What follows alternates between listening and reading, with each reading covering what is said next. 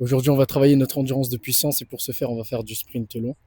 Bon, j'ai jamais vu un tiers catégoriser le sprint long d'endurance de puissance, mais si je devais la placer dans une catégorie, ce serait celle-là. Pourquoi? La puissance, c'est quoi? C'est la force fois la vitesse.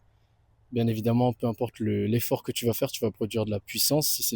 Mais si c'est sur du marathon, ce sera beaucoup moins de puissance que sur un sprint court. Là, pourquoi endurance de puissance? On va essayer de générer quand même un haut niveau de puissance, mais aller un peu plus dans la durée que sur un sprint court ou un gros squat.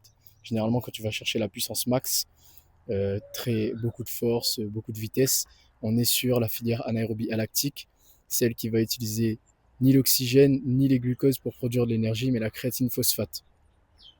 Là, ça va être un peu plus long, donc on va basculer un peu dans la filière anaérobie lactique, là où on va utiliser le glucose comme substrat pour produire de l'énergie.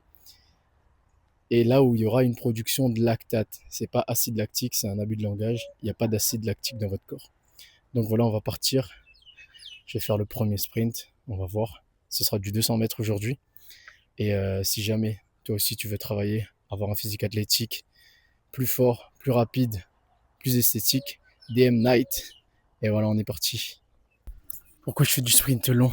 Généralement, ces derniers temps, je bossais vraiment ma puissance brute, très court. Et là, je veux allonger un peu l'effort, histoire que j'ai une puissance qui dure un peu plus longtemps. Et là, je vois les conséquences.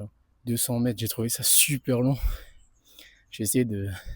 Là, j'ai fait une série à 200 mètres, faire 3 séries de plus à 150. Et ce sera tout pour aujourd'hui. Pourquoi? Parce que c'est la nif de la Madré. Donc, faut rentrer. Et voilà. Mais voilà, j'ai essayé de vous filmer en 150.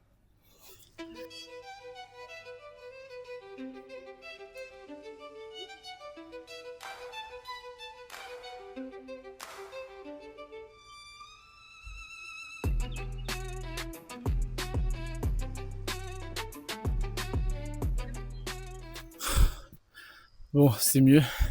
Je sens vraiment que je bosse à fond. Alors que sur le 200, à un moment, je claquais. C'est dur. Voilà. Bon, là, on va faire un 100 mètres pour la dernière série. Juste pour voir ce que ça donne. Je suis sous fatigue, donc il faut faire attention à pas me blesser. Ça peut être dangereux. J'ai compté à la louche, donc j'ai rajouté 2-3 mètres au cas où mes pas étaient pas assez grands. Et voilà, petit 100 mètres sous fatigue. J'ai les cuissos congestionnés. Après, ça sera terminé. Et voilà. Je vous filme ça.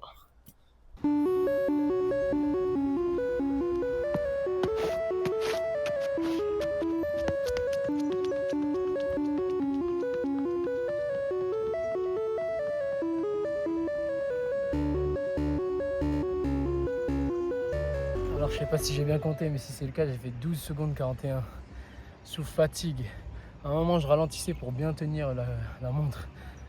Je sais pas. C'est une fin de session. Je suis explosé.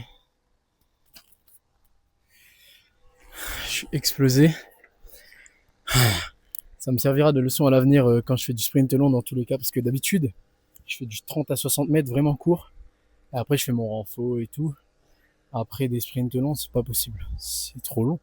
Ça tabasse. Enfin, c'est possible, mais disons pour optimiser le niveau de fatigue et tout, on va pas faire ça. Mais voilà, les gars, fin de vidéo.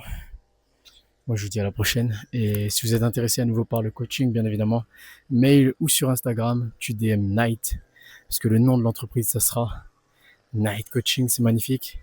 Bien évidemment, je suis diplômé d'État. No stress. Et voilà. Bonne nuit, les amis.